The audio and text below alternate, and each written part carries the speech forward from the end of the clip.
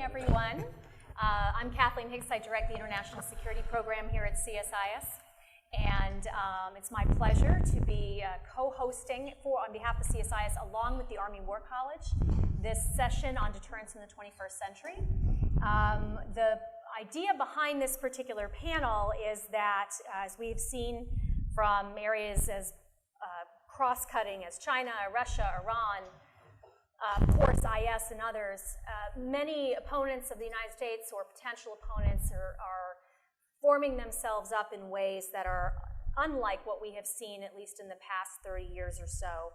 They are challenging the United States in areas as diverse as, of course, nuclear competition, conventional cyberspace, paramilitary, but then also economic challenges, cyber, as I said before, and energy challenges.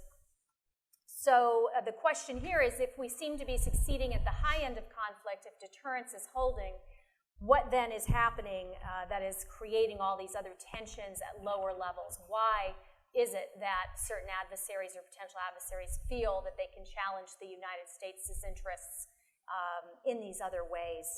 To help us think through how that deterrence challenge set is or isn't changing is this great set of panelists that we have here today. Starting all the way to my right, we have Robert Kagan, who is a senior fellow in the Project on International Order and Strategy at the Brookings Institution. He also serves as a member of the Secretary of State's Foreign Affairs Policy Board and is co-chairman of the Bipartisan Working Group on Egypt. He writes routinely for the Washington Post and is a contributing editor at the New Republic and has served in the State Department from 1984 to 1988 as a member of the State Department's policy planning staff and a principal speechwriter for Secretary of State George Shultz. We also have sitting to his left and my right, Nate Freer, who is my partner in crime here with the Army War College, an associate professor of national security studies at Army War College's Strategic Studies Institute. Nate came to SSI after 5 years here at CSIS, where he was a senior fellow in the International Security Program. He joined CSIS in 2008 after completing a 20-year career in the U.S. Army, where he was involved in the development of numerous strategy documents and strategic planning efforts. Let's see, he's also served, I should add, twice in senior-level military positions in Iraq. To my left is Mike Green. Dr. Mike Green is Senior Vice President for Asia and the Japan Chair at CSIS.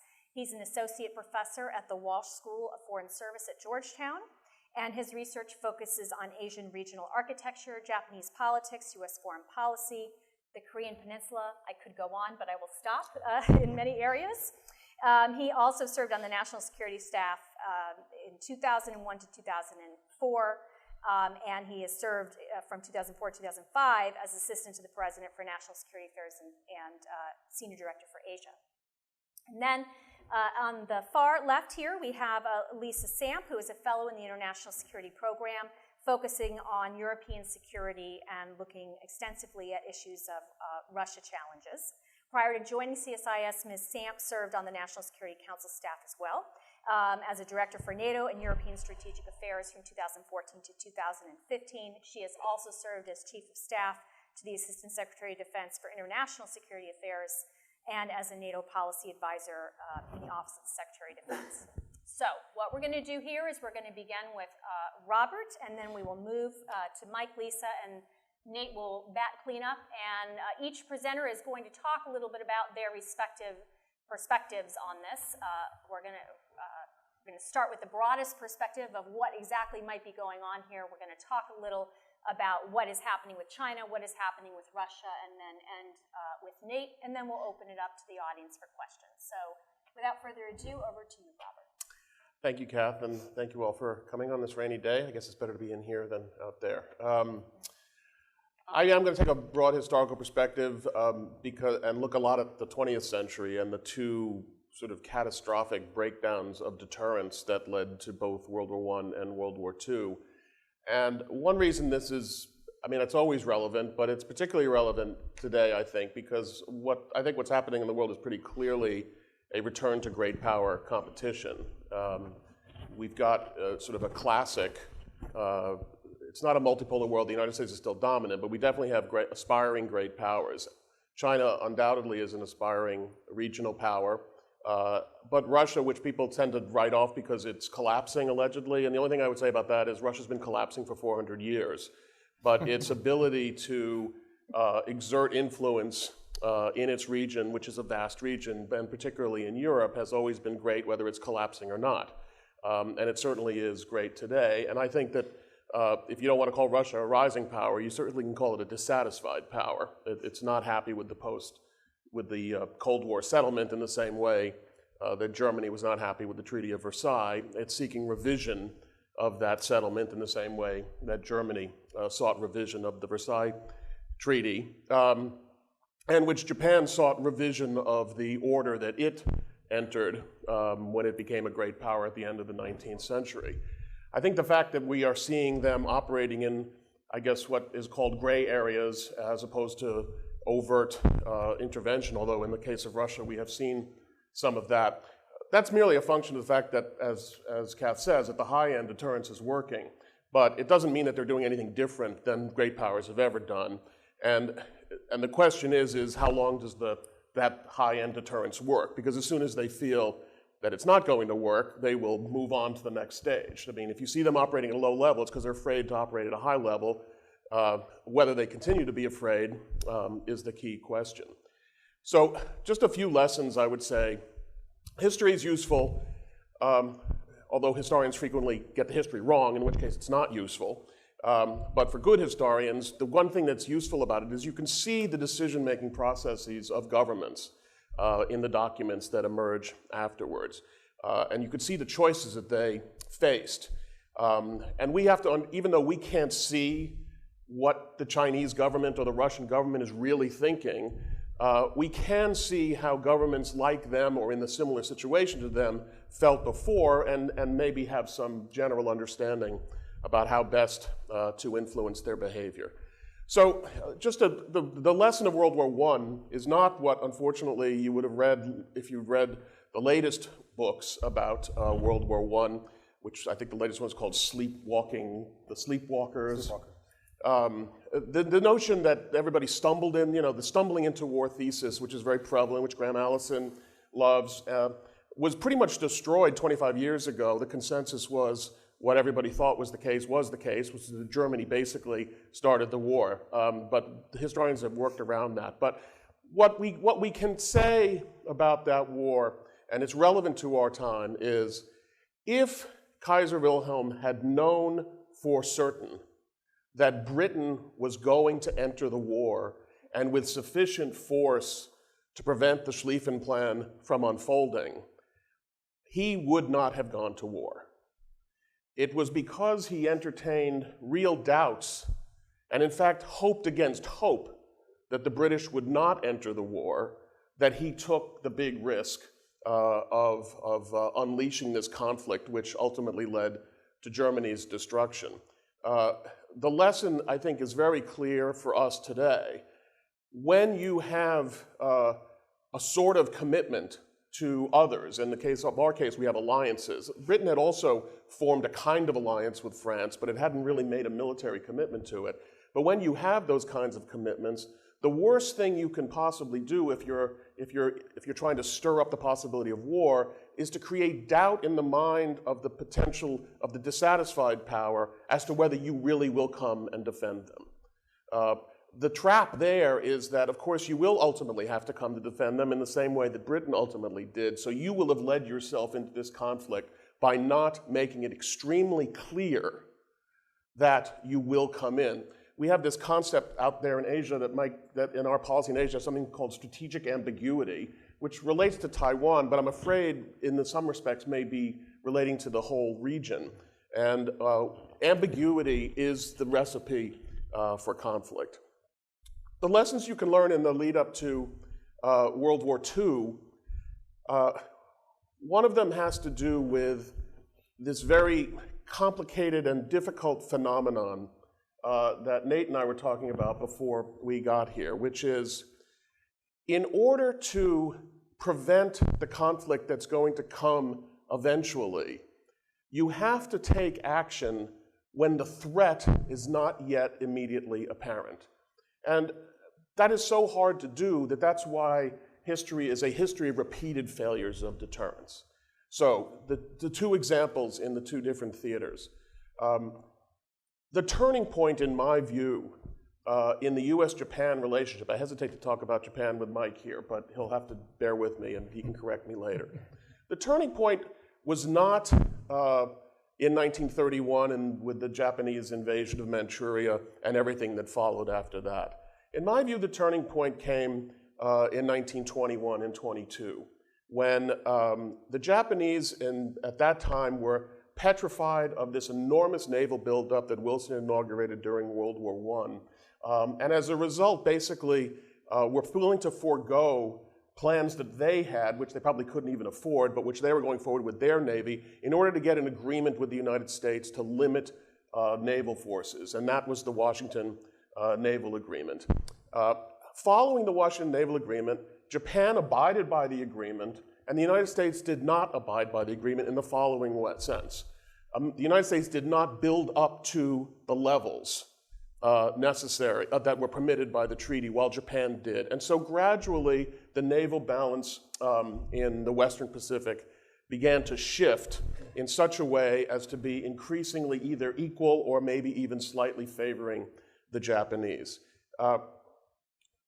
The lesson there is, and then what happens in the 1930s is when the United States starts to worry about growing Japanese power, then the United States starts gradually or even hurriedly trying to build up its Navy, and that sent the Japanese into a panic, which led them to preemptively act before the United States could build up the capacity to defeat them. And the lesson there is, never fall behind. In fact, never allow the rising or dissatisfied power to obtain equality or even, or worse, superiority, which would allow them to think that they can pull it off now. Because our response then, as things get risky again, might be the buildup. That creates the classic, the classic sequence that, at least historically, has led to conflict. But what that means is the decision that was taken in 1922 when Japan looked quite anodyne. It was a fairly democratic government. It was not aggressive. The military had not taken over. In fact, they'd been sort of suppressed. Decisions made at a time of calm and relative security wound up undermining that security a decade hence. And there's a similar story to be told about Weimar Germany, which I know I'm not to go on forever, so I'll pass that. We can, if you want, I can tell you that story then. The other thing, and I'll leave with this thought. Whether you deter or effectively deter or ineffectively deter, not only has an effect on a rising or dissatisfied power calculations in foreign policy, it actually has an effect frequently on domestic issues and the nature of the regime domestically. Because, and this is also apparent in Japan and also in Germany during these sort of 1920s and early 1930s period. Effective deterrence, meaning that it's pretty well known that in those cases the United States would have superiority and would be willing to use its superiority, tends to strengthen forces in other governments that say, we need to moderate our aspirations, we need to pursue a course that basically will sort of integrate us into the system, because challenging the system is too frightening. It's obvious, and they are able to point in their internal arguments, because there's always an internal argument, they're able to point at the enormous power and the great risk of conflict that they would suffer if they took the harder line that some are advocating. So I don't think it's really a paradox, it may seem paradoxical, but a more sort of strong and threatening posture on the part of the status quo power actually in most cases tends to strengthen the forces of moderation in other governments. It also gets people angry, but at the end of the day, their calculation is shaped by the fact that it seems like conflict is too risky. When the deterrence begins to fail, those forces that are arguing for a harder line have a better argument because the risk of following their course seems to be less. And the people who are saying, you can't do this because it doesn't get us into war, lose the argument. because the prospect of actually responding by the status quo power has gone down. It seems to be a better risk. That happened in the case of Japan. It happened in the case of Germany. I believe that a similar dynamic is probably at work in China today and would be at work in Russia. So what you see happening now, there are debates in these countries about how far to push. If pushing is successful, it strengthens those who say push more. If pushing is unsuccessful, it strengthens those who say push less. Okay, I think I'm well exceeded my time, but I'll end with that. Great, that's a great setup. And so, Mike, why don't you carry forward with respect to China? What is it that we're seeing, and why do you think we're seeing it, and what do we do about it? So I'm not going to say what I thought I was going to say, because I'm glad that Bob raised the interwar years and the example of Japan, because we have seen the play we're seeing with China before, and the closest thing to it is Japan and the US in the 20s and 30s. In a lot of ways, people don't think about, much broader than just the size of the Navy, though that was critical. I think in this town, we are beginning to have a consensus on what's happening in terms of Chinese coercion in maritime Asia. But we didn't for a long time. People overinterpreted the whole problem. It was the Chinese bureaucratic competition between the 5 or 6 maritime services. Xi Jinping was going to fix that, we were told by a lot of China experts, and bring them together in one Coast Guard. He did. Now that Coast Guard is deploying 11,000-ton cutters in the East China Sea. So that wasn't it. It's that Japan or the Philippines were provoking poor little China. That's not it. I think it's pretty clear now. So we had a hard time in this town. When I say we, I don't mean anyone on this stage.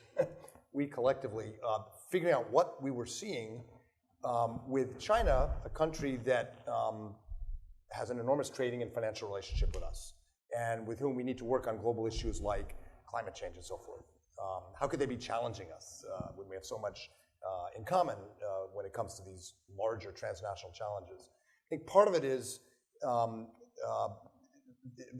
Bob being a notable exception. A lot of people in this town have lost their sense of history and of geography.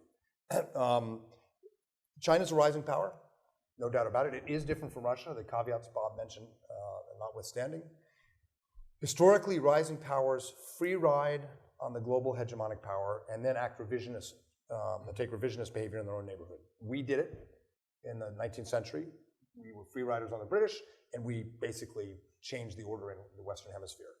The Japanese did it in the beginning of the 20th century, allied with the British, but gradually, incrementally, using coercion and other measures, began revising the order in East Asia. The Germans did it under Bismarck in Central Europe, and the Chinese are doing it today.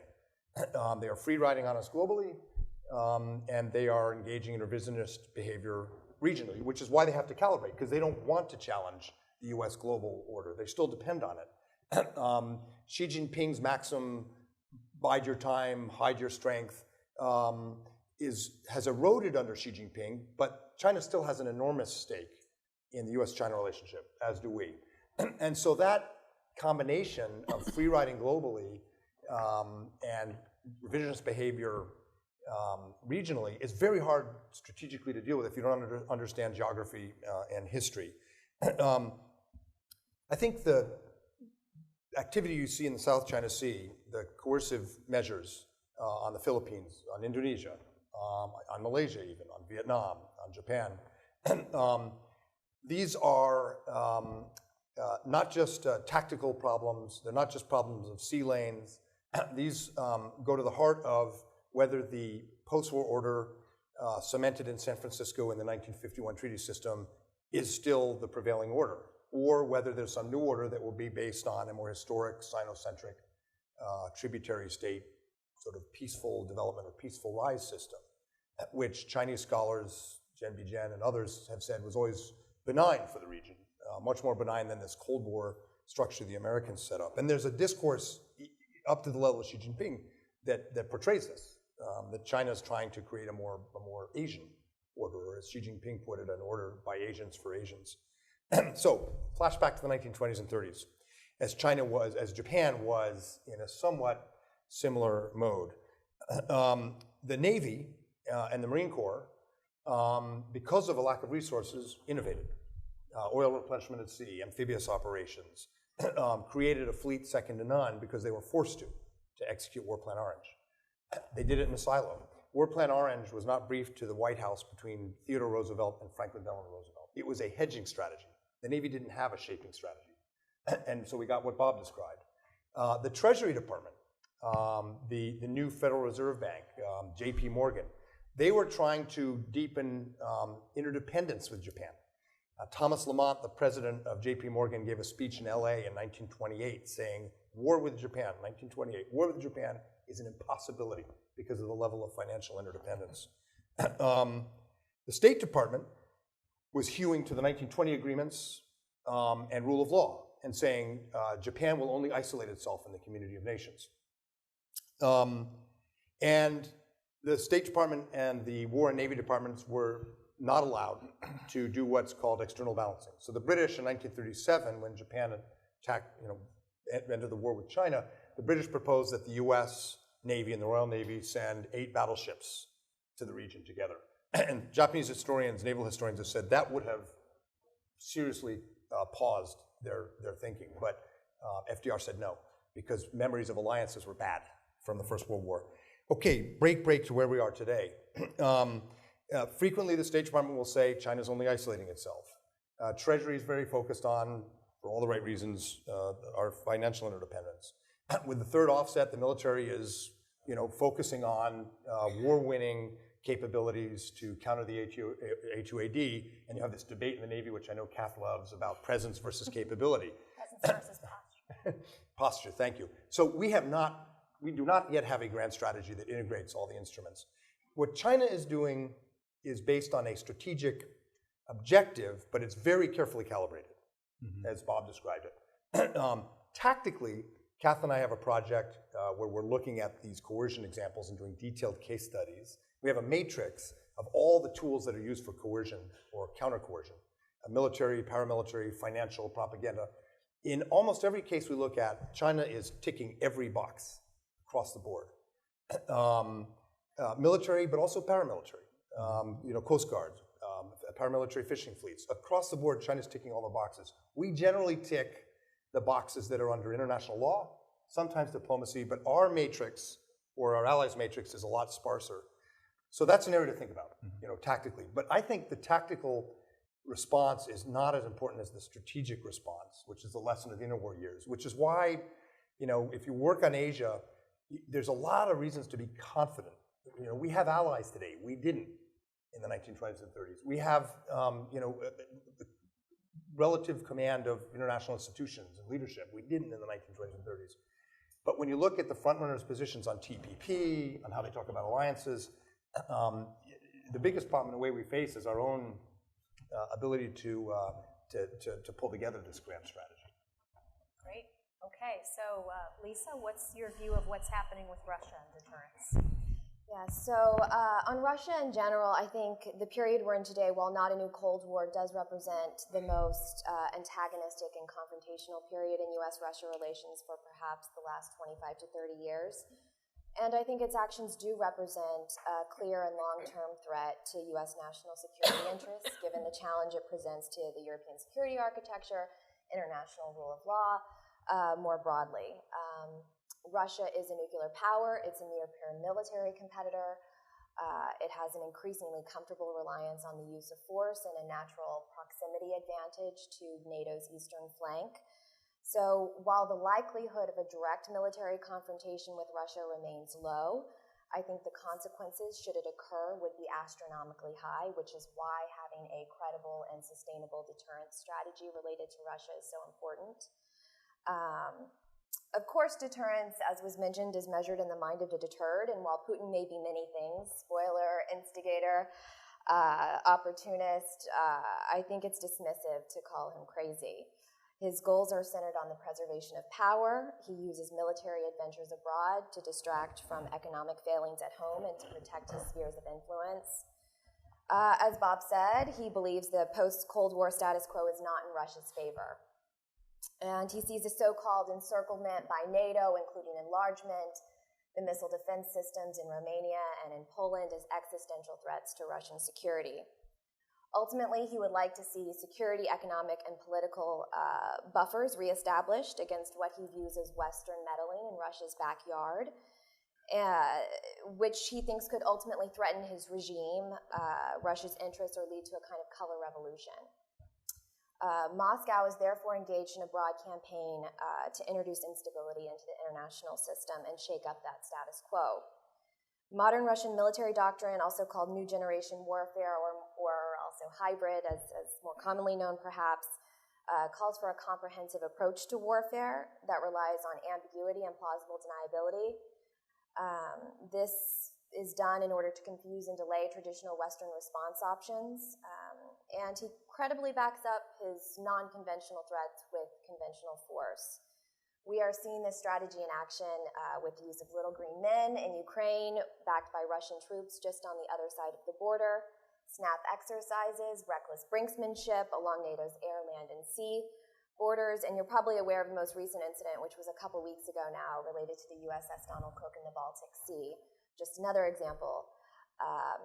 The Russia A2AD, anti-access area denial threat, is another reason for concern. They have essentially created a virtual wall from the Kola Peninsula in the north all the way down to Latika in the south, which makes the insertion of U.S. forces in the event of an emergency exceedingly dangerous and difficult. Moscow is also increasing its cyber and space-based ISR capabilities and has nearly doubled its ISR satellites since 2014. In total, the Russians are investing about $700 billion in a defense modernization strategy through 2020 that will upgrade about 70% of Russia's armed forces with new equipment. So whatever they're doing now, it's safe to assume they're only going to get better at doing it. Therefore, we should view the Russia threat as long-term, high-risk, and extremely high stakes. U.S. allies, partners, and adversaries alike in the Middle East and Asia are watching how the United States responds to Russia's aggression and violations of international law and will calibrate their actions accordingly. So, how should we address the Russia threat? Well, the Obama administration decided on a policy in spring of 2015 that called for action across 4 lines. First, obviously, defense and deterrence. Second, building the resilience of allies and partners in Eastern Europe. Third was continuing to cooperate with Russia in areas of mutual interest on global challenges. And then fourth, leaving the door open for Russia to one day reintegrate into the international fold. I think this basic approach was right. However, it needs amplification in certain places. I was recently reminded of an insightful observation from Nixon, where he said that the basic rule of Russian behavior was laid down years ago by Lenin. Probe with bayonets. If you encounter steel, withdraw. If you encounter mush, continue. So the Russians acknowledge strength, and we must be strong in our defense of Europe. In general, this means that we need to increase our presence in Europe with more troops, more pre-positioned equipment, and targeted capabilities. The European Reassurance Initiative, or ERI, was a good start. I think it needs to be expanded and codified in the Defense Department's base budget. We should also support Europe's energy independence, reinvest in intelligence, strengthen our air and missile defense, undertake a targeted communications offensive to push back on Russian propaganda, and offer greater security assistance to our partners and allies in Eastern Europe to raise the cost on any Russian action should they try something. Our allies, too, must step up. We cannot be more invested in European security than the Europeans themselves. And finally, I think it's important to note as part of this conversation that we can seek transparency and dialogue alongside strong defense and deterrence. These ideas are not mutually exclusive. And through all of this, we need to be clear about U.S. intentions to avoid the risk of miscalculation, make a distinction between the Russian people and the Putin regime, and you know, just keeping in mind, while Putin's approach may have been somewhat successful in the short term to rally the Russian people around the flag, I think it is ultimately self-defeating. Russia has few allies and fewer friends. Its economy is in decline. GDP went down 4% last year. The IMF is forecasting another 1% in 2016. The ruble continues to weaken against the dollar. The best and the brightest are leaving. So it's a failing philosophy. However, we have no way to predict how long it will take for Putin's adventurism to catch up with him and to compel a change in course. Therefore, I think we need to settle more in for the long term, begin shifting from a surge mentality in Europe to more of a new normal footing. This will not only increase the credibility of our deterrence, but will also ease the burden on the forces that are out there conducting these assurance and deterrence activities. So that's Russia in a nutshell. That is actually, you ended on a perfect segue over to Nate, who has to be thinking from sitting where he sits at the Strategic Studies Institute for the Army War College about ground forces and what this whole conversation about what stays the same, what has always been and endured in deterrence, and how it may be changing in its manifestation. Right. What are those implications for the ground forces of the United States? So I'm gonna start from the I'll start from the gross, and I'll try and work my way down to the granular a little bit. And the advantage of actually being last is that most of the great stuff has already been said. So I'll try and actually be brief in the way in talking about this problem. I mean, it's fortuitous that we're having this discussion at this time because we actually just recently we're in the last stages of a pretty major study at the Army War College on gray zone threats. And in looking at the problem, we actually looked at Russia, Iran, and China, and then the wider MENA region as archetypes, really. Not necessarily, we looked at their sort of the characteristics of how they're competing, and then in the case of MENA, how the environment itself is sort of competing against us and our interests. And we came up with some pretty interesting insights. And I think one of the major insights that we came up with first and foremost is the only major actor in this whole game right now that's deterred is us, right? That's how you know deterrence still matters. Yeah, exactly. And so, I mean, that frankly was not, I don't think it was alarming or surprising, but it was clearly, it clearly stood out that there is clearly a group of competitors out there that are being very activist against us and actually achieving some objectives that are contrary to our own, and they're doing it pretty effectively. And in response, we are not quite as coherent or activist in response. I mean, I think,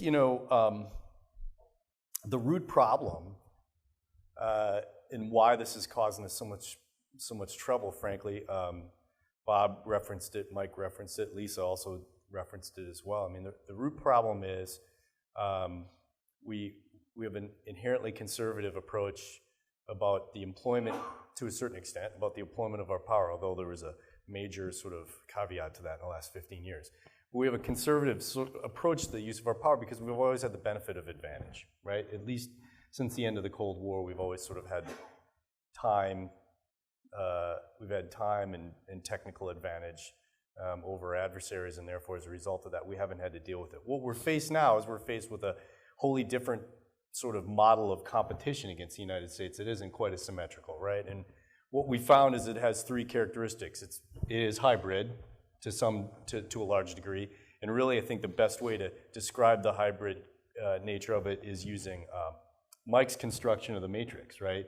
It ticks all the boxes, and we only tick a couple at a time, and when we do it one at a time, right? So that's one characteristic of this problem. The second is it really does present, and I'm actually prone to hyperbole, so do excuse me, but it really does present a direct universal menace to the way we like to do business, right? It just does not, we kind of, in the security realm anyway, like things to be a little more ordered and a little more structured and a little more sequential and linear than, frankly, this problem is presenting itself.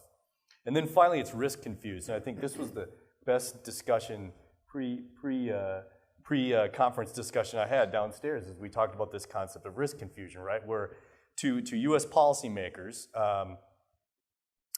the hazard associated with action and inaction with respect to this problem looks equally high and unpalatable, right? So, but the difference is inaction, the hazard's deferred.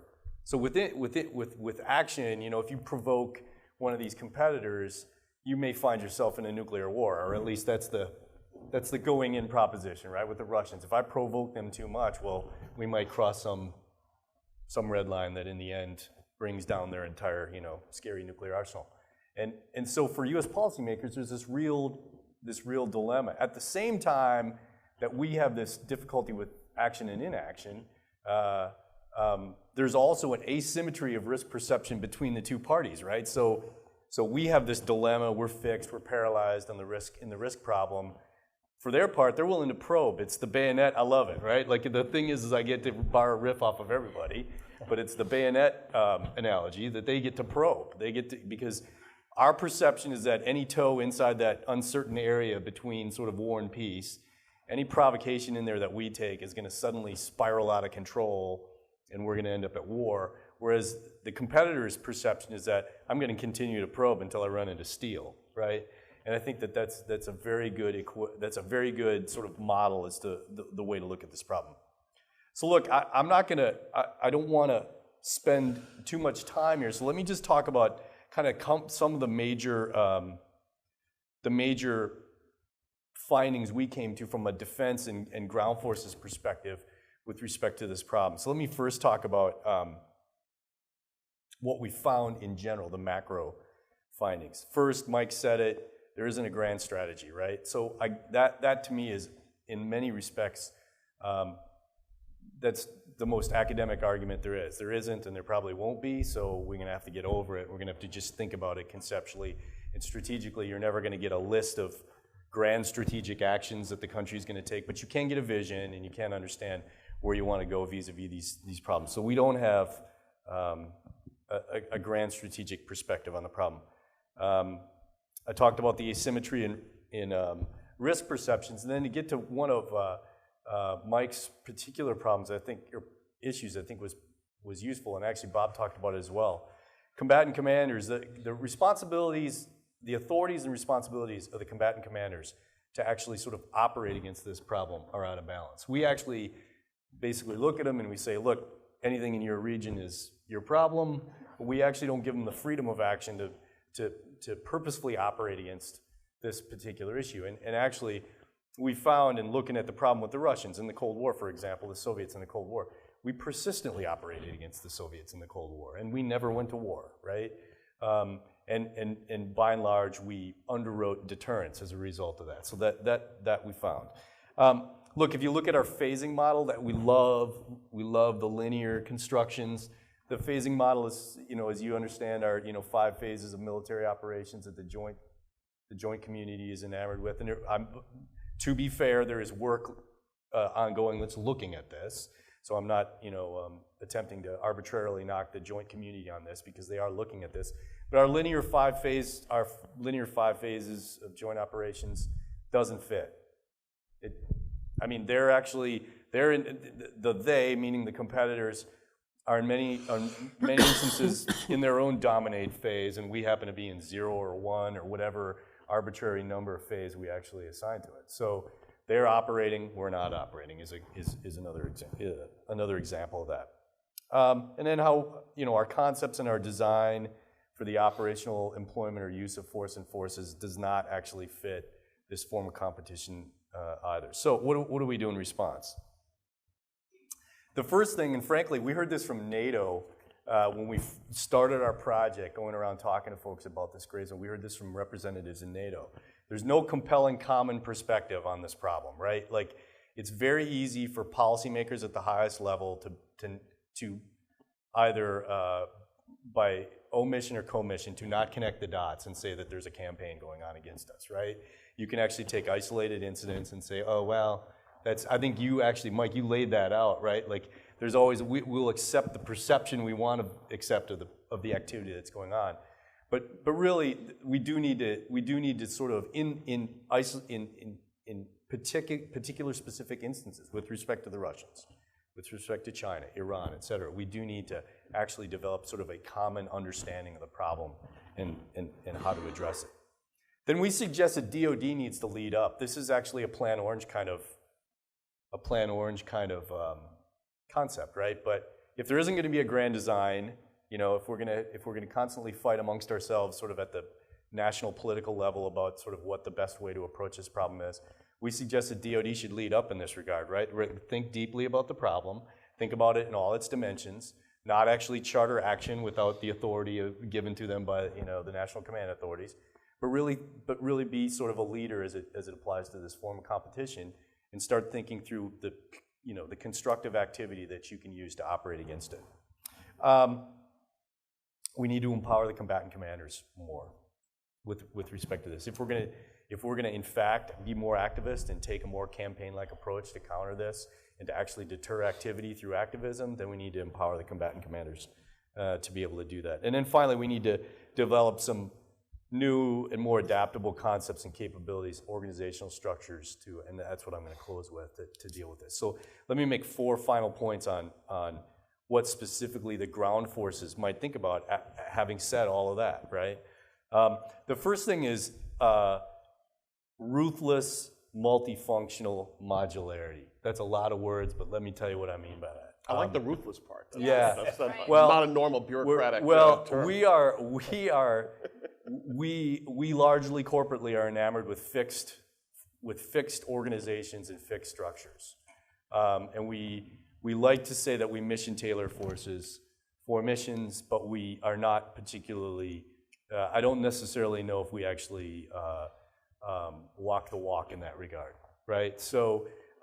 And really what this stems from is, look, if you got a hybrid problem, you better bring a hybrid solution to it, right? Don't necessarily approach a hybrid problem with a very conventional solution. So what forces would look like, for example, in Eastern Europe to deal with the Russian problem are probably very different than what ground force composition would look like in an operational sense in the Western Pacific. And we have to actually become comfortable with odd combinations of forces operating together: air defense, logistics, ISR, right, force protection, maneuver forces, et cetera, in what we would call odd combinations, right?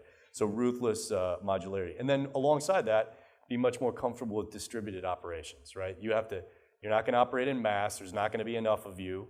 You're going to have to be much more comfortable operating with relatively unsecure lines of communication between units on the ground and organizations operating against this threat. So find ways to cover the dead space with the ISR, empower leaders to actually operate effectively against it, and get used to being more distributed. This is an old label, this next one, but it's very important. Soft GPF integration is going to be increasingly important. The soft world has done a lot of work on the gray zone, but it's their interpretation of the gray zone. It's not the one, it's not the corporate view of the gray zone that the Pentagon necessarily has. And so what we really do think is that, look, special operations forces and general purpose forces are going to need to operate side by side. And they are both going to have to be comfortable at times with one being in control of the other. And so that means at times soft forces control general purpose forces, and at times general purpose forces exercise command and control over soft forces. Soft is a great force multiplier. There's not enough of them. Many of the missions that we need to perform are GPF missions, but there's a clear soft component to it. So that soft GPF integration will become very important. The third one is reimagined expeditionary operations, right? We have a concept right now. The ground forces have a concept, what they mean by expeditionary. If you go back to my point 1, ruthless modularity, right, we need to reimagine what we mean by expeditionary. Sometimes expeditionary operations are enabling a partner, they're enabling other joint forces, right? They're enabling the interagency. Sometimes our expeditionary operation is to build the resilience and capability. Not just enabling means sort of provide a foundation. Building capacity is actually creating capability in a partner. So build a foundation of partner capability. And sometimes expeditionary operations will be focused on unconventional warfare in the special operations sense and counter unconventional warfare, right? There's a different way to defend against little green men, for example, than there is defending against a guards tank army that's going to roll across a boundary, and you have to be prepared to conduct those kinds of operations, counterpartisan sort of activities. And then finally, and then distributed, I talked about distributed operations, but much more distributed offensive and defensive operations with the conventional forces, right? Learn to be more self-sufficient, operate sort of independent of higher headquarters and be able to execute missions successfully as a result. And then finally, let me add with the last one. This concept of offensive and defensive UW is like probably the one Cold War skill that really atrophied at the end of the Cold War. This idea that we were going to raise, violent internal problems to an adversary to counter their similar activity. In the same way we're talking about, for example, training right now the Syrian opposition forces and people like that. But actually presenting that kind of threat to an adversary, that you have the capability to do this, and you're more than willing to actually fight fire with fire to a certain extent with unconventional forces, is certainly cause for pause amongst some that might contend with you in pursuing that angle themselves. So with that, I'll leave it. Great. Okay. Well, that is a very rich set of issues to pick on.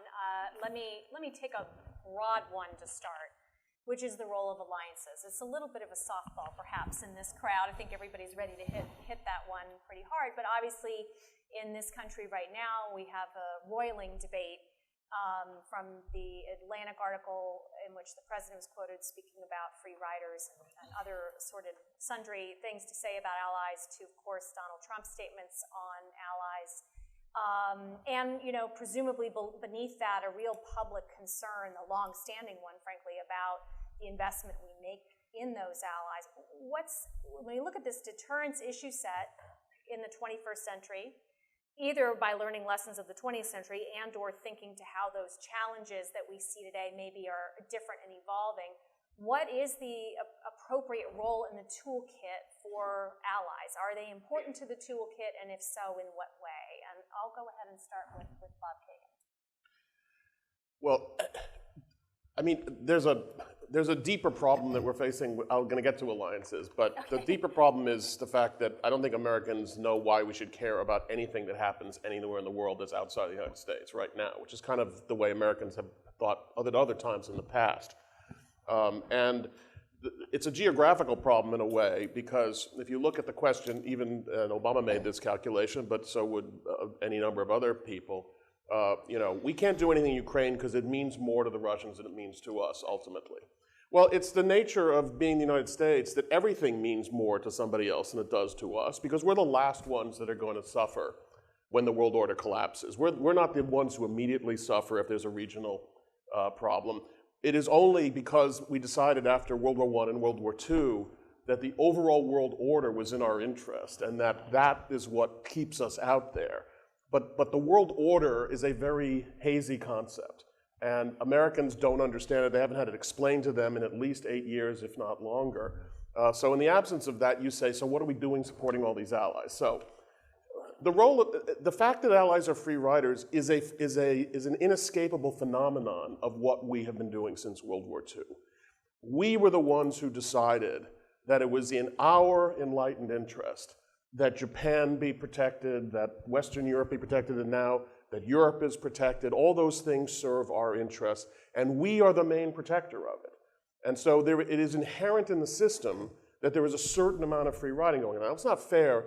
Japan spends a tremendous amount of money on its defense. Our European allies do have defense capabilities. They're not what we want them to be. It's not true that it's a free ride, but it is inherent in the system. We don't want these countries, whether it was Germany or Japan or what have you, to become so strong that, in a sense, we're back to a multipolar system, which in my view is a more unstable system. So the real question is, are we still credible defenders of that order? Yes, we want the Japanese to be able to do what they're doing, and they are. Yes, we want the Europeans to spend more, but the real question comes back to us. And again, unless you feel that this overall world order is in our interest, then it's impossible to understand why we have any of these relationships. And that's the part that's missing. That's what's under attack by Donald Trump, by Bernie Sanders, and by Barack Obama, even, if you take what he says in The Atlantic seriously. And I'm sure they speak for the majority of Americans right now. And that is, I mean, we're having this nice conversation about what we have to do and how we have to beef up and do all this other kind of stuff. But before we could get to any of this stuff, you ultimately have to convince the American people that any of this is worth doing. alliances and deterrence. I think I talked about it. No, that was great. good. You I may have forgotten to talk did. about I it. think you teed it right up. I think for Mike and Lisa. sometimes when we think about counter-coercion in the Western Pacific or in Central Europe, we focus on the other guy's objectives, say in the Crimea or in features in the South China Sea. And maybe we should consider that the actual strategic objective in a Clausewitzian sense is our alliance systems themselves. I'll defer to Lisa on Russia, but I know that's the case in Asia. The San Francisco Treaty System that set up our bilateral alliances is really the sort of Clausewitzian center of gravity, right. that is being targeted, but it's also one of our great strengths. And ultimately why I think we can be a little more relaxed. We don't have to panic in the longer term if we can get our act together, big if. It's not just allies, it's allies and partners. So how do you go at the center of gravity if you're in the Western Pacific? Well, you can make a run at Japan, but Abe stood up in the East China Sea and we stood with him, and the president reiterated that Article 5 of our security treaty applies. Abe went toe-to-toe or keel-to-keel, and it sort of reached an impasse for now. The PLA, Navy, and Coast Guard are deploying a lot more stuff. For now, reached an impasse. It's moved down the island chain. What do you do about the Philippines? Well, you know, Article 5, our security commitment to the Philippines in the treaty is a lot more ambiguous. Soft spot, test and demonstrate there, or Vietnam, where we're not allies at all, and defense cooperation is really obstructed by democracy and human rights issues that are legitimate. So, you know, it's a cliche in the Asia world, I hate to say it, but you kill the chicken to scare the monkey. This is a problem for us. And if Japan, which has an ironclad security guarantee, or Korea, panicked when President Obama went back on the Syria red line, imagine their reaction in the Philippines, where we have a security treaty, but it's a little ambiguous. So the other side, the Chinese, and I don't want to portray the Chinese as demons. This is complicated. We actually have a stake in China's success. We need to work together. Right. But we need to draw some lines clearly. So the other side is focusing on this sort of, you know, problem that we have. They're playing on the classic alliance dilemma that Thucydides identified. You know, allies are afraid of entrapment and abandonment. So they're playing on the Asian allies' fear of abandonment. And we play into it sometimes. When we announced, or not announced, when the administration embraced Xi Jinping's vision of what's called a new model of great power relations between Japan and China, it sounded like a bunch of Chinese characters. What harm could it do? U.S. and China, you know, working together. Well, the Chinese description of that in the region is the U.S. and China are great powers, and Japan, India, Australia, Indonesia are middle powers. So it's a bipolar condominium. It's a different construct that's in the, you know, that every ally noticed. So play on the fears of abandonment by our allies, so you can coerce them more. Play on American fears of entrapment. You're going to let the Philippines, and if you read the Chinese official line, you're going to let the Philippines or Abe Shinzo, this right-wing crazy guy, get you in a war with China. So they're playing all of those as well. I think our counter, people talk a lot about cost imposition, but that in a way sounds very tactical. I think we need to think about it strategically. Our counter is that Beijing's assumption is that our alliance system will wither over time because of the dialectic forces of history and trade and you know, integration around China. And I think we need to break that assumption. So that means making our bilateral alliances more joint and combined. Only in Asia, only US, Korea is joint and combined. With the defense guidelines review, changes in the Constitution, Japan's moving in that direction. We're moving kind of in that direction with Australia in some respects. But also make these separate hub and spokes bilateral alliances start coming together, and they are, even without us pushing. Japan, Australia, Japan, India. Japanese and Koreans drive each other nuts. We put a floor under that, and maybe they'll start working together more. And then we need to demonstrate, you know, that we're not afraid of entrapment. So the answer to entrapment for the US is not stand back. We're not going to give the Philippines or any of these countries a green light. That's not the answer. You stand back, and then you lose control of deterrence and escalation by your ally. Right. So the answer is you got to be more joint and combined, which is not where this town was 2 years ago on Asia. I think it's starting to come together. And then the last thing is that one of the ways that the Chinese, and I think the Russians, will demonstrate the abandonment fear is to constantly calibrate so as to avoid conflict with the US, but demonstrate that their risk tolerance is higher than ours. And I think both Russia and China have very successfully done that. And as long as our allies and partners see that we have a lower risk tolerance for the reasons you described, I think we have a problem. And the answer is not to be unpredictable, by the way. But that's sort of a problem we got to solve. Lisa, thoughts on this? Yeah, the only thing I'll add, I mean, it's well known, the only thing worse than having allies is not having allies. And NATO is notoriously hard to work within.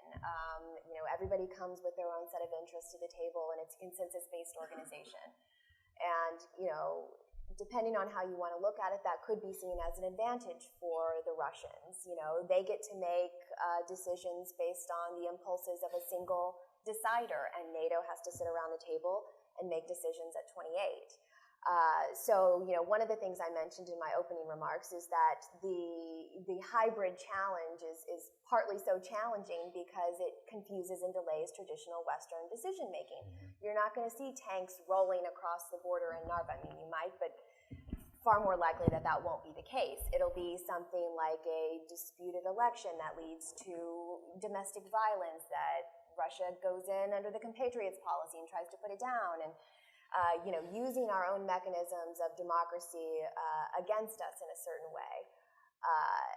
That's something that I don't think NATO has its hands around. Nate mentioned that there is no common idea of what happens in those kind of scenarios, and I think the war games that have been played to date sort of show that there's no good option.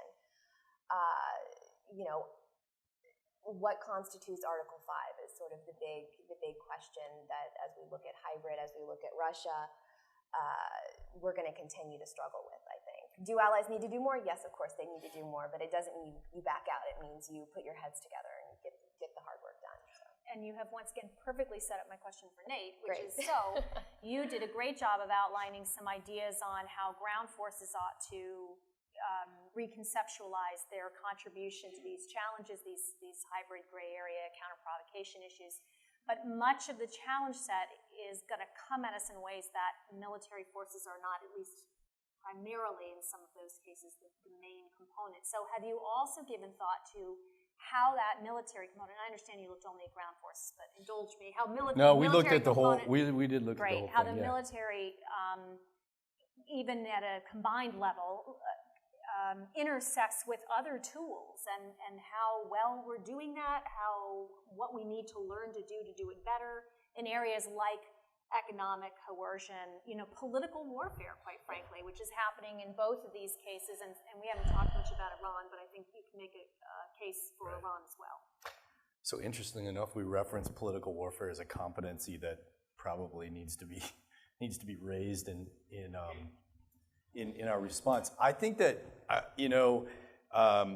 we chartered the effort that when we worked on this effort, we were a bit skeptical about. I mean, essentially start every report on a subject like this with, you know, the interagency has to be more integrated and involved in Whole this. of government. Yeah, right. And I mean, I think that's precisely why we arrived at the conclusion that DoD needs to lead up, right? Like, it needs to basically say, this is a problem, this is what it looks like, it has many dimensions to it. We can do only so much, and then these are the vulnerabilities that are exposed as a result of not rolling in sort of economic aspects to it, et cetera. I mean, one of the interesting perspectives we got from a relatively senior leader out on the road when we were talking about this is how each provocation is sometimes treated in isolation, like it's the first and the last time you're ever going to see it. Right. And so the solution to the problem is a whiteboard solution. It's not a playbook solution, right? So in reality, you should be able to go call a play, and instead you face this and you go to the whiteboard and you design a play on the spot, right? You should probably explain you're a football coach. Yeah, well, that's yeah. So the point is, I think that one of these. The specific solution is first to get a common understanding, and then to basically, with that common understanding, sit down and say, look, we cannot be reactive anymore, and so we have to set conditions against this challenge and compete and operate against this challenge with as many different components, with as big a matrix as the other guy has. And if we don't do that, we're going to persistently be left behind. But can I just say, I mean, all that is absolutely true, but the prerequisite even to designing tools, much less using tools, is that you are willing to take the risk of, you put it very well. Our competitors are happily operating in this gray zone, and we don't even want to step into the gray zone because the risk seems to be too high. So for instance, the Russians decide they're going to put planes up in the air in Syria. We could have said, no, you're not. And we could have put our planes up. Would we have risked the possibility of a crash or something happening? Yes, that would have been the necessary risk. In my view, the Russians would have backed down. Throughout the Cold War, we took those kinds of risks all the time. When Harry Truman did the Berlin airlift, the Russians had a million choices about how they could have stopped that. He took a risk. They decided it wasn't worth, because the overall power ratios were such that they didn't want to have a war with us. I'm convinced it's still the case that Vladimir Putin doesn't want to have a war with NATO. But we are acting like the risk is too great for us, so therefore we won't even play. You could have said, after the Russians invaded Ukraine, we could have armed the Ukrainians. That would have been one tool in the toolbox. Why didn't we? Because we are afraid of escalation. So if we're always going to be afraid of the next escalation, then we're done in that gray area. So all these things you're saying need to be true, but the first step we would have to say is yes, and this is going to be true in the South China Sea. We're going to have to be willing, at least, to have a potential conflict with China over rocks in the South China Sea. That's the nature of the situation we're in. There's no escaping it, because for all the reasons that Mike said. But could you sell that to the American people right now? So if we could get the consensus that yes, we have to play in these areas, we'd figure out the tools to play in them. Right. And Mike, you wanted to add something? So I just finished a book, little pre-Christmas advertising on the history of U.S. strategy in Asia, and as Bob knows, it's the best time because you're done, but you still remember all the facts. Right. Give it a couple of years. Yeah, I know. I'll forget these in about 6 months. So on Nate's point, in the interwar years, the Navy Board in particular, but the Army-Navy joint planning process on War Plan Orange, they frequently decided this is a bigger problem set than we can solve with military instruments, and they wanted to go to state. And they were told by the Secretary of the Navy and the Secretary of War, no, stay in your lane. When I was in the NSC, we had a problem set like this. Treasury, State, everyone was going different directions. I was in the NSC. It was my fault. I was trying to pull them all together. Finally, the Joint Staff came and said, we're offering the options to the chairman, and almost everyone says there's got to be a national strategy. So what we did, and I think it applies in this case, is rather than create a sort of detailed playbook, which is optimal, what we did initially was create a matrix. And we had a team that the NSC created, that the National Security Advisor had the principles approved. We had Treasury, USTR, Joint Staff, PACOM, of course, State NSC, and an Intel presence. And every other week we had a matrix. And we get together and we look at every category of, in this case, coercion, and then our toolkit.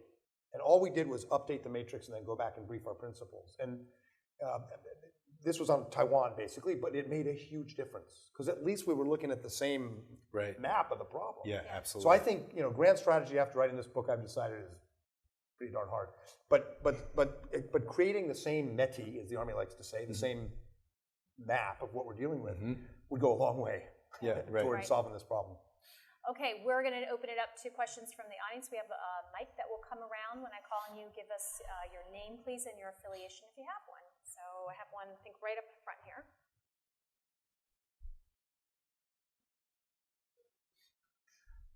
Peter Sharfman, MITRE Corporation. This is a question. It's not going to sound like it for the first minute, but I promise by 90 seconds it will be a question. We had a grand strategy, I believe, during the Cold War. The grand strategy was that if we kept the good guys prosperous and united, the bad guys would be afraid to attack overtly and would eventually collapse from within. And in the absence of a new grand strategy, there's a sort of a reflex to continue on that basis. That leads to a question as to what it means to react to probes. One version of reacting to probes is the version that says this is a zero-sum game. And anything that's good for Putin is probably bad for us. And so we need to make sure that nothing important happens that's good for Putin. The other approach is to say it's not a zero-sum game at all, because it's not about the bad guys, it's about the good guys. And what matters is whether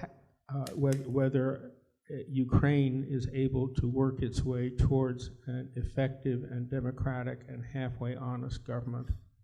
What matters is whether the countries of Asia are able to work together and not jeopardize each other's interests. And therefore, the reactions should be in terms of what will hold the good guys together rather than in terms of what will frustrate the bad guys. And that is a question I'm asking you. Is that in fact a choice? And if so, which way should we be going on it?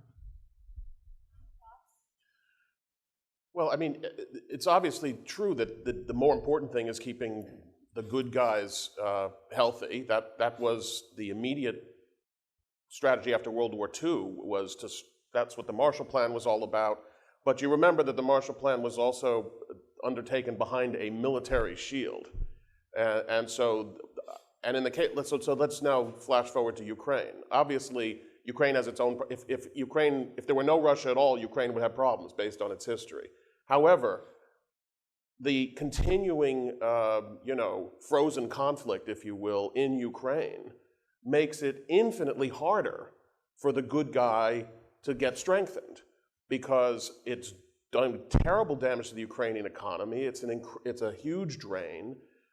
So that you take the already existing problems of Ukraine, and and Putin has this ability to turn the heat up, make it more complicated, or turn the heat down if we put pressure on it. So you can't, and in Asia too, I'll let Mike answer it, but in Asia too, you can't judge these good guys in isolation from the challenge that they're facing from China. So the real answer is, it seems to me, you've got to build up the good guys, but behind a shield that protects them as much as possible from those who wish to undermine precisely what we're trying to achieve. That's what we did during the Cold War, and I hate to be boring, but that would still be a very good strategy today. Mm-hmm. It would, and in the 50s, the Eisenhower administration came up with a full toolkit to deal with these problems, which included public diplomacy, trade. It was, and that was right, and so that's what we should do. The difference, of course, is we never traded more than 1% of our trade with the Soviet Union, and we're up to 16% of our trade with China. So there's another piece, which is we have to have, as every president has since Nixon, a way to work with China and to sort of reassurance, not in a tactical sense, but set a goal that is not zero sum. So you have to be able to walk and chew gum at the same time. That we can do. I don't. In the Asia world, people are saying, the bet was that China would change before China could change the world. We're wrong. A lot of people say. I don't think so. I think we're looking at 5-10 years of pretty tough, Chinese foreign policy and domestic policy under Xi Jinping. But this system in China is not for the ages, and I assume the same is for Putin. So it's not unlike Kennan's thinking in that we need to play for the long haul and protect what's ours. The big difference with the Soviet Union is we want China, and I assume Russia, to evolve as societies, to have links, to have exchanges with us, to work on areas where we agree, and not slip into a zero-sum game if we can help it.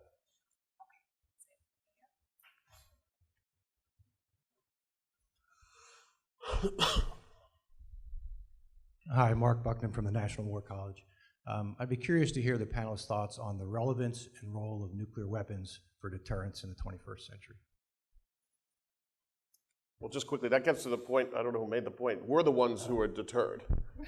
I don't know that our competitors are deterred, in fact. I don't think that they look and say, if China does something in South China Sea, we're going to launch nuclear weapons, or we're going to escalate to the point of nuclear weapons. But we, on move one, are already thinking about nuclear weapons. That's exactly. In my view, we are more likely to see sub-nuclear major power conflicts that are conducted conventionally than we are to see a nuclear war. And that is something that I'm afraid our political scientists and IR theorists, there is this idea of the nuclear peace. I think the nuclear peace is a myth. I think the peace has been kept by overwhelming American predominance across all elements of power. We can have a conflict, a conventional war that does not reach the nuclear level. So let me turn over to Lisa, because I think this gets most challenging with Russia's new generation warfare concept, its version of A2AD, and the role of nuclear weapons in that, and I think linking that to, I believe it was Bob who started us off on a very important concept on miscalculation and where that exactly all leads. So in addition to sort of strategic nuclear, I would at least contend that there is sort of, has been an ability to prevent a truly existential nuclear exchange, and I do think our nuclear deterrent plays a part in that. There is now, though, this issue of how that escalation ladder that we understood in one way may be changing or not. Yeah, so the new generation warfare doctrine that Russia came out with does include an element or right to first strike or right to first use.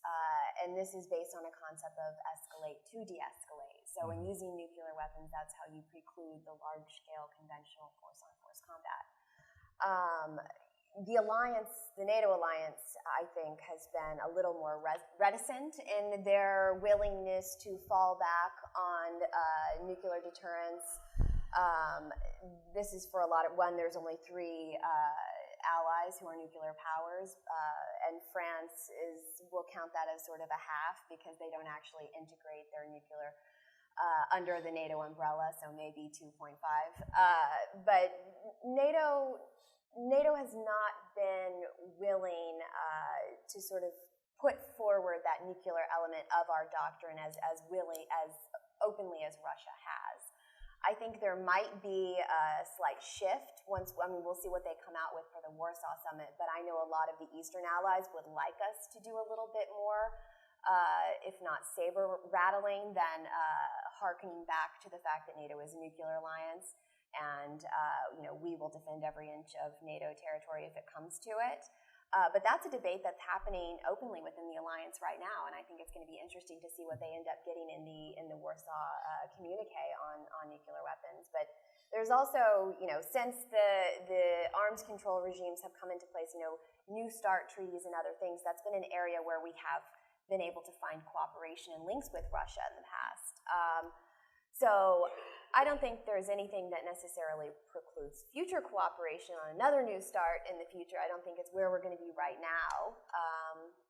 But it's an area that I think could evolve over time. We'll just have to watch it.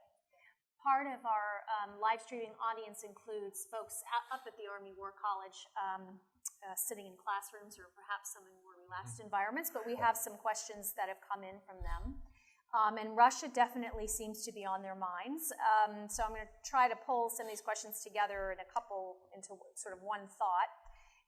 And maybe if we start with Lisa, one of the questions is, are there examples that you can call to mind where Russia has been deterred, where there's a sense that we can point to as a success story of, obviously it's hard to prove the negative, but can you point to cases where action seems to have slowed or stopped Russian action? And I'm going to tie into that, and then I'm going to open this up related to that. This issue overall of carrots and sticks, what constitutes deterrence and what constitutes sort of, are you in the World War II model or the World War I model, the traditionally thought of World War I model question? Where do we miscalculate into war and where are we deterring? And so the question was asked with respect to Russia, but I think it's really a generalized, each actor is different, but a generalized question. So maybe if we start, Lisa, with you on this issue of deterring Russia, and if we've seen what works before, and then open up more broadly to the question of brinksmanship and how to avoid it. Yeah, so like many things with Russia, there's not a clear answer, but I think if you only have to look back to Ukraine I think Russia wanted more of Ukraine. They would have loved to connect eastern Ukraine to Crimea, have gone into Debaltseve, but after the first few months, Ukraine deployed. It was the biggest military mobilization on the European continent since World War II. It stopped that advance. And then the Europeans, the United States came in with sanctions. So I think that was an example of deterrence working. Now, it still resulted in a frozen conflict.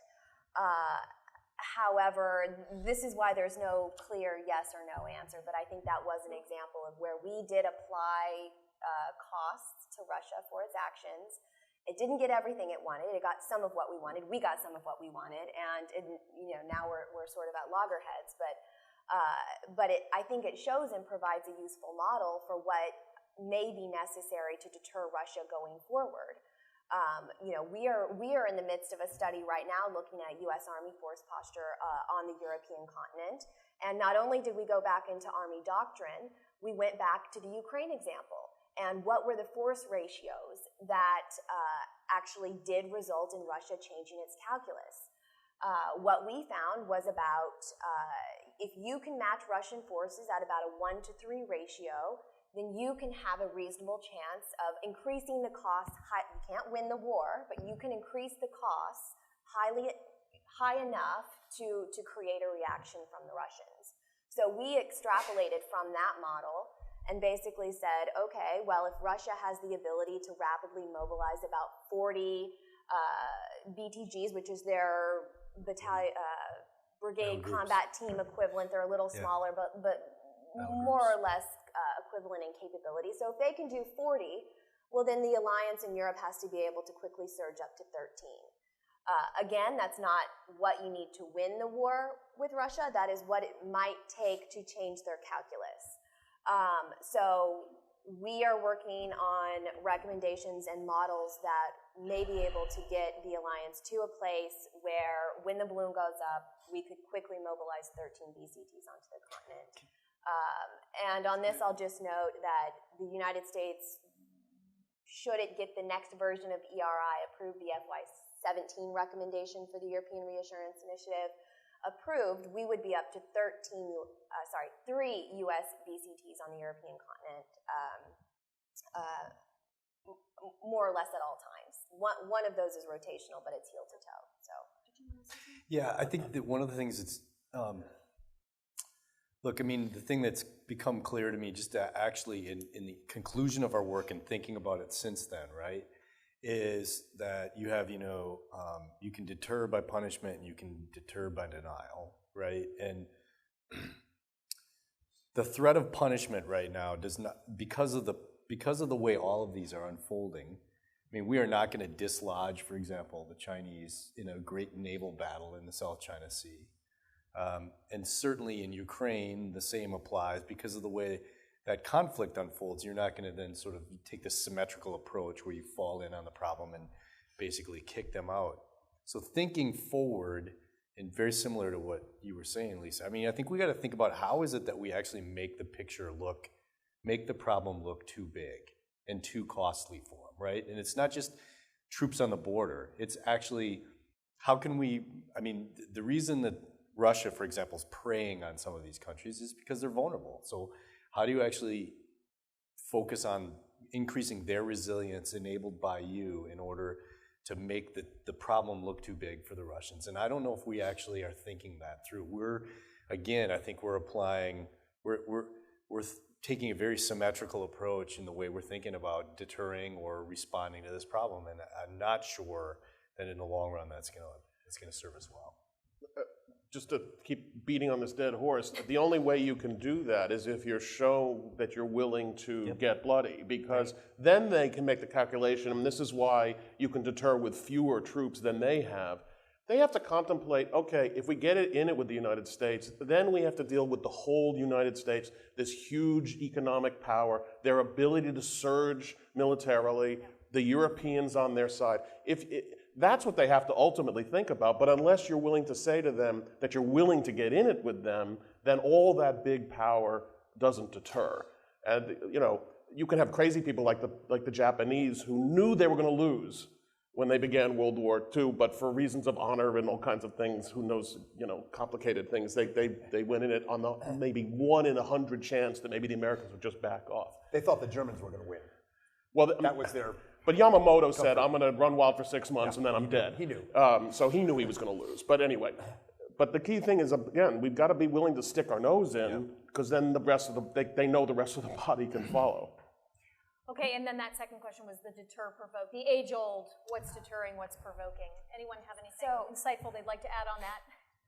The only thing I'll add on that is this has been part of the debate very much so in the European context since Ukraine. What is deterring? What is provoking?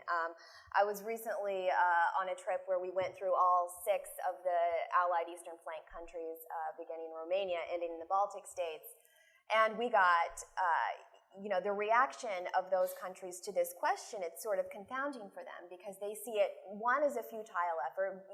You can't not provoke Russia because they're going to cry foul no matter what you do. 2, they see it as a sovereignty issue. If the Russians are allowed to do what they want to do on their side of the border, then why are allies not allowed to do what they want to do on their side of the border? And 3, there's the argument that we kept hearing, which is that it's actually the failure to make yourself a hard target that is the more provocative thing because it invites Russian aggression. So whether or not this is a debate that is more central and localized to DC or to Western Europe, I think it's fair to say, and completely confounding and confusing to the Eastern allies who just say, why are you guys so concerned about this? Is it valid? I think it's always valid, and whenever you're thinking through options, you always want to think through consequences and second and third order effect. That's fair. Have we overemphasized our willingness to accept risk? I think so. Yeah. Well, go ahead. Go ahead, Mike. Just pivoting back to Asia briefly. We rebalanced. We've rebalanced away from Asia. What am I going to do? Look, Beijing and the PLA in particular does not want to take on the 7th Fleet, and does not want to take on the U.S.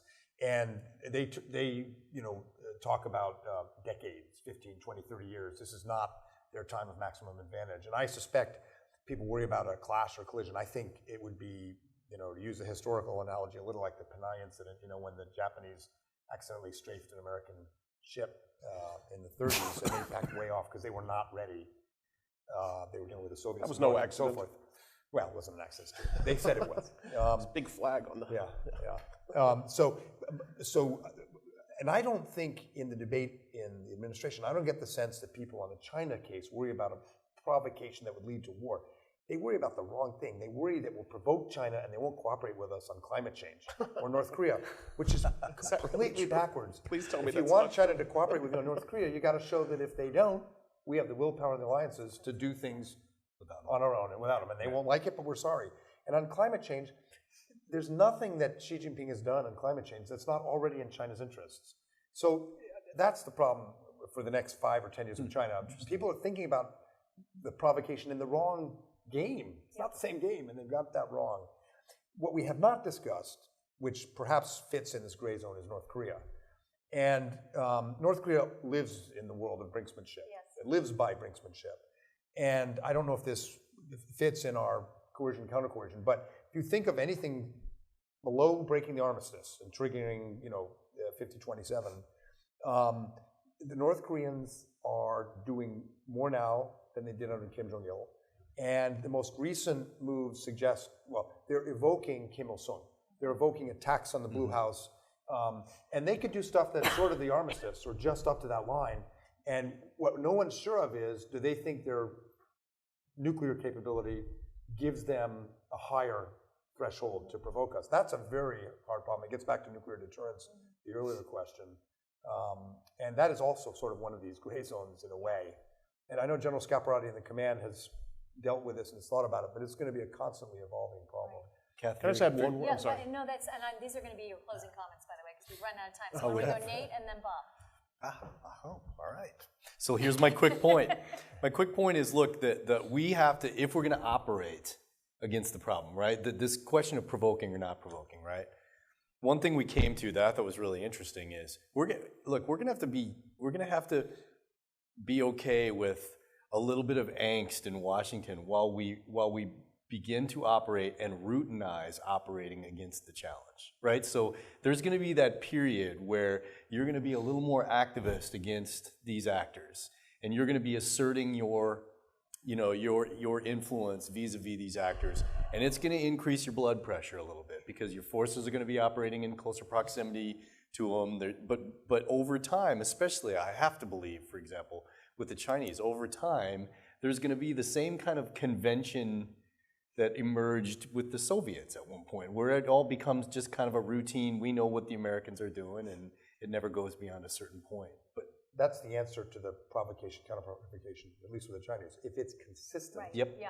and predictable, it's manageable. Yep. Good.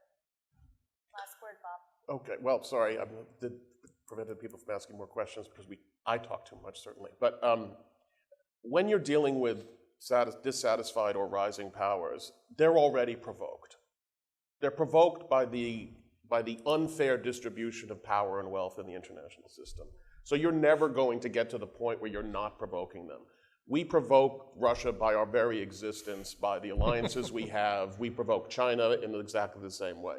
So your starting point is they're provoked. And then the only question is, how are you going to deal with the fact that they're provoked? And in that case, I am less worried about our brinksmanship than I am about our fear of getting to the brink. Mostly, the other guy is in control of whether they get themselves into this. You know, we think about the Cuban Missile Crisis and they were eyeball to eyeball. Khrushchev was never going to allow that to get to a nuclear war. He pushed as far as he could push, and ultimately, when Kennedy pushed back and also gave away the missiles in Turkey, that was fine. We always think that we're at this situation, but the other guy, and the same is true with Putin. He will push, he's not the one who wants a war with us. So international relations theorists talk about this security dilemma. You don't want to be in a security dilemma. We're in a security dilemma. US competition with China is non-ending, and that's the only part where I would ever conceive of disagreeing with you. We're not going to reach a calm moment. By the way, looking back on the Cold War, there was no periods of calm in the Cold War. Hans Morgenthau famously, I don't quote Hans Morgenthau very often, but Hans Morgenthau famously said the Americans are constantly looking for the moment when the great drama of international great power conflict ends, the curtain comes down, and it's all over. And that never happens. It will never happen. Americans would love to go back to sleep, wake us up when it's time to come out again. We can't. We're going to be in tense situations forever. And that's hard to wrap your head around. Well, I think that's a great ending. And again, I am sorry we didn't have more time for your questions. It was such a broad topic. But please join me in thanking our panelists who were wonderful.